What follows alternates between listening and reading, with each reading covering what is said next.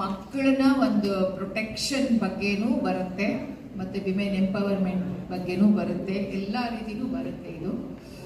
ಮತ್ತು ಈ ಸ್ಟೋರಿನಲ್ಲಿ ನಾವು ಮಾಡಿದ್ದು ಇದನ್ನು ನಡೀತಾ ಇತ್ತು, ಈ ಸ್ಕ್ಯಾಮ್ ನಡೀತಾ ಇತ್ತು, ನಿಜವಾಗ್ಲೂ ನಡೀತಿತ್ತು. ಆಮೇಲೆ ಇದನ್ನು ಯಾರೋ ಒಬ್ಬರು ಇದನ್ನು ಮಾಡಿ ಎಕ್ಸ್ಪೋಸ್ ಮಾಡಿದ್ರಿಂದ ಗೌರ್ಮೆಂಟ್ ಒಳ್ಳೆ ಆ್ಯಕ್ಷನು ತೊಗೊಂಡು ಅದನ್ನು ನಿಲ್ಲಿಸಿದ್ದಾರೆ.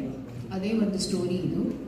ಮತ್ತು ನಮ್ಮ ಜೊತೆ ಎಲ್ಲ ಲೆಜೆಂಡ್ರಿ ಆರ್ಟಿಸ್ಟ್ಗಳಿದ್ದರಿಂದ ಅವರಿಂದ ಗೈಡೆನ್ಸು ಎಲ್ಲ ಸಿಕ್ತು ನಮಗೆ. ಅದರಿಂದ ಮೂವಿ ಆ್ಯಕ್ಟ್ ಮಾಡೋದಾಗಲಿ ಅಥವಾ ಒಂದು ಇಮೋಷನ್ಸ್ ಇದು ಮಾಡೋಕ್ಕಾಗಲಿ ಎಲ್ಲ ಥರದ ಒಂದು ಅವರು ಕೋಆಪ್ರೇಷನ್ ಮಾಡಿ ಶೇರ್ ಮಾಡಿಕೊಂಡ್ರು.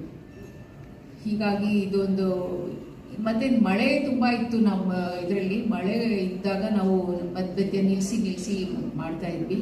ಸ್ವಲ್ಪ ಮಳೆಗಾಲದಲ್ಲಿ ನಡೀತು ಶೂಟಿಂಗ್ ಎಲ್ಲ. ಇದರಲ್ಲಿ ಇದೇನಷ್ಟು ಗ್ಲ್ಯಾಮರ್ ಆಗಲಿ ಅಥವಾ ವೈಲೆನ್ಸ್ ಆಗಲಿ ಇರೋದಿಲ್ಲ ಇದರಲ್ಲಿ.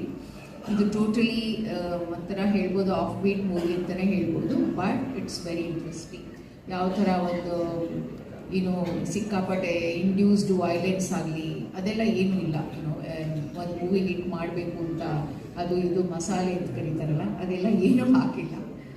ಆದ್ದರಿಂದ ಇದು ಒಂದು ಖಂಡಿತವಾದ ಸತ್ಯವಾದ ಕಥೆ ಇರೋದ್ರಿಂದ ಇದು ಭಾಳ ಚೆನ್ನಾಗಿರುತ್ತೆ.